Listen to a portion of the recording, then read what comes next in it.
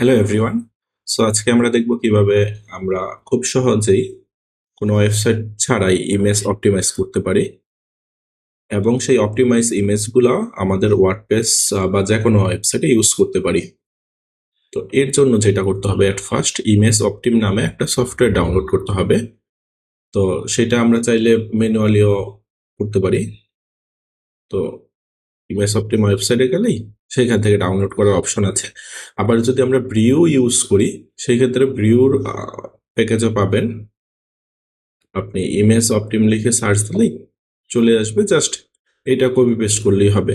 আর brew যদি কারো install না করা থাকে তাহলে ব্রিউর হোম পেজে চলে যাবেন, সরি ব্রিউ ডট এসএইচজি, দেন এইখান থেকে এই যে এটা কপি পেস্ট করে দিলেই ইনস্টল হয়ে যাবে। তো ব্রিউ কিন্তু অনলি ম্যাকে কাজ করে, মেবি লিনাক্সের জন্য সাপোর্ট আসতেছে, বাট আমরা যেহেতু ম্যাক নিয়ে এখন আছি তো ম্যাক নিয়েই কথা বলি। তো আপনার যখন ইনস্টলেশন শেষ হয়ে যাবে তখন এইরকম একটা ইন্টারফেস আসবে। তো আপনি চাইলে এই সেটিংস থেকে গিয়ে ইমেজের কোয়ালিটি আরও বাড়িয়ে বা কমিয়ে নিতে পারেন। যেমন এখানে 80% করে দেয়া আছে, তো এটা যখন অপটিমাইজ করবে কোয়ালিটি 80% ধরে রাখবে।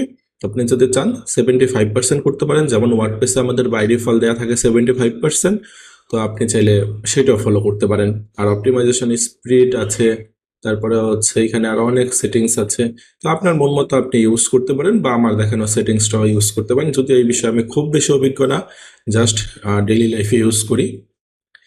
তো আমরা ইমেজ কিছু ডাউনলোড করে নেই পিক্সেলস থেকে। তো এখানে তো অনেক বড় বড় ইমেজ, আমরা এত বড় বড় ইমেজে না গিয়ে আমরা মিডিয়াম কোয়ালিটিটাই প্রেফার করি। চাইলে আমরা ডাউনলোড লোকেশনটা চেঞ্জ করে নিতে পারি, যার ফলে হবে আমাদের ইমেজগুলো আমরা ঠিকঠাক মতো পরবর্তীতে ইউজ করতে পারবো। তো সেটার জন্য আমাদের পিকচার্স ফোল্ডারে,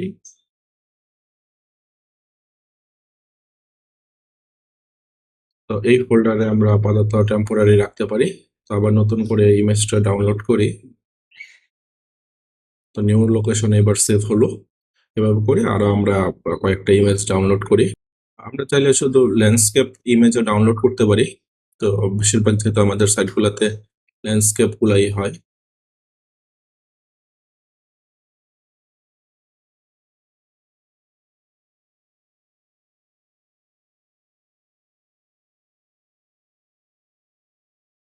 তো আমাদের ইমেজগুলা ডাউনলোড করা শেষ। আমরা আপাতত এই অল্প কয়েকটা ইমেজ ডাউনলোড করে ফেলেছি। তো এইখানে আমাদের টোটাল যে সাইজটা আসে সেটা দেখি কত আসতেছে। টোটাল আসতেছে 2.7 MB। তো আমরা এটা দুইটা ওয়েবসাইটে দেখব, সেইখানে কম্প্রেশন কোন লেভেলে হয় আর আমাদের সফটওয়্যারের মাধ্যমে কতটুকু হয়। তো এটার জন্য আমরা এট ফার্স্ট এইখানে আপলোড করে দিই ইমেজগুলা, এই ফাঁকে এইখানেও করে দেই।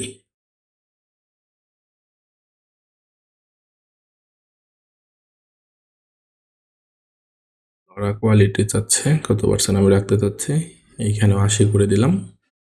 তো এইখানে দেখি কত পার্সেন্ট আসছে, টোটাল 55% আসছে।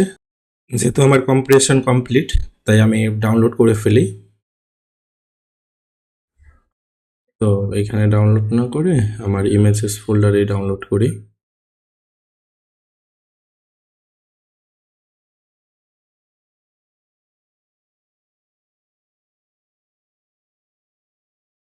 এইবার যে আমি আনকম্প্রেস করে দেখি,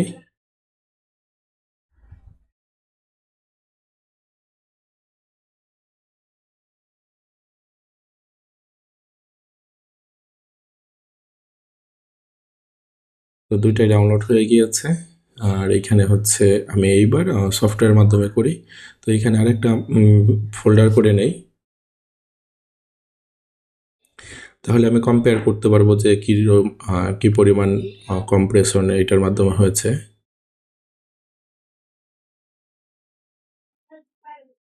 আর এইটার সবচেয়ে মজার বিষয় হলো এটা কম্প্রেস করে অরিজিনাল ইমেজগুলো রিপ্লেস করে দেয়, ফলে আপনার কিন্তু ম্যানুয়ালি আরেকটা ফোল্ডার থেকে গিয়ে খুঁজে নিয়ে আসতে হবে না। এইটাই সবচেয়ে বড় সুবিধা এটার। তো এটার কম্প্রেশন লেভেলও কিন্তু বেশ ভালোই ছিল, 57% টোটাল। তো আমাদের ওই ইমেজগুলোর সাথে আমরা কম্পেয়ার করি। এটা ছিল আমাদের টাইনি পিএনজি থেকে।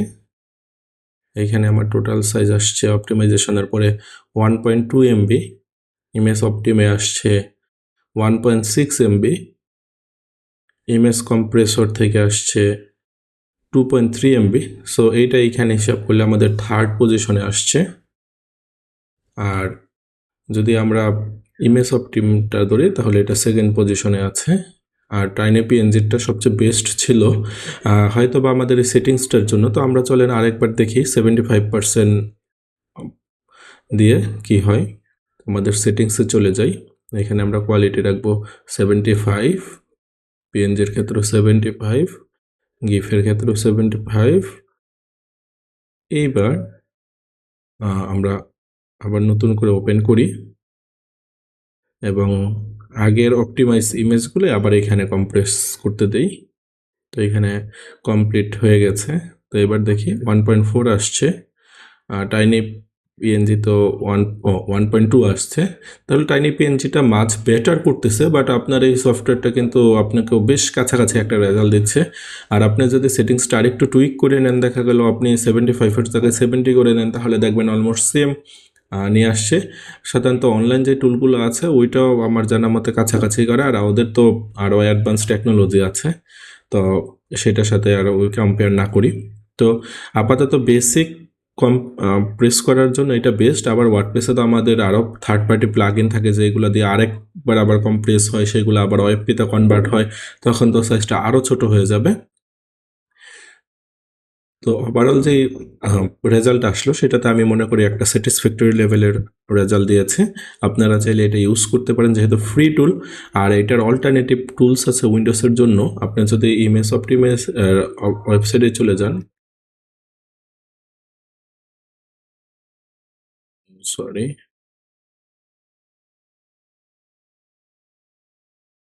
আমাদের ওয়েবসাইটে এইখানে হচ্ছে আদার ভার্সন, এই যে এখানে লিনাক্সের জন্য ওরা কোনটা কোনটা সাজেশন দিচ্ছে আর উইন্ডোজের জন্য কোনটা কোনটা দিচ্ছে সেটা ওইগুলো আপনি ট্রাই করতে পারেন। আশা করি খুব কাছাকাছি একটা রেজাল্ট পাবেন। তো আজ এই পর্যন্তই। আমার ফেভারিট টুলসগুলো নিয়ে আমি ডে বাই ডে নতুন ভিডিও দিতে থাকবো। আশা করি সাথেই থাকবেন। Thanks for watching the video. See on the next day.